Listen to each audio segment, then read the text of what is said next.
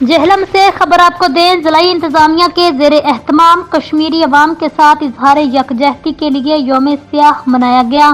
سرائے عالمگیر سے ڈاکٹر تصور حسین مرزا کی رپورٹ کے مطابق یوم سیاہ کے سلسلے میں احتجاجی ریلی کا انعقاد کیا گیا، جس کی قیادت ڈپٹی کمشنر میثم عباس نے کی۔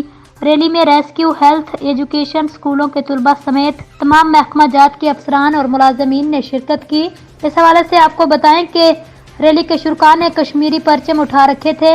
بھارتی مظالم کے خلاف شدید نعرے بازی کی گئی۔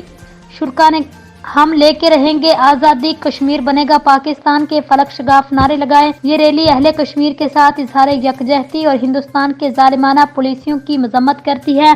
ڈپٹی کمشنر میثم عباس: خطے میں پائیدار امن کے قیام کے لیے مسئلہ کشمیر کا فوری حل ناگزیر ہے۔ ڈپٹی کمشنر: کشمیری عوام کو بھارتی بربریت سے نجات کا وقت قریب ہے۔ کشمیری عوام کو بھارتی مظالم کے آگے تنہا نہیں چھوڑیں گے، ان کی سفارتی اور اخلاقی حمایت جاری رکھیں گے۔ ڈپٹی کمشنر: کشمیریوں کو ان کے بنیادی انسانی حقوق سے محروم رکھنا عالمی قوانین کی خلاف ورزی ہے۔ ڈپٹی کمشنر: کشمیریوں کی جدوجہد آزادی ایک لازوال داستان ہے۔ اقوام متحدہ کو اپنی قراردادوں پر عمل درآمد کروانا چاہیے۔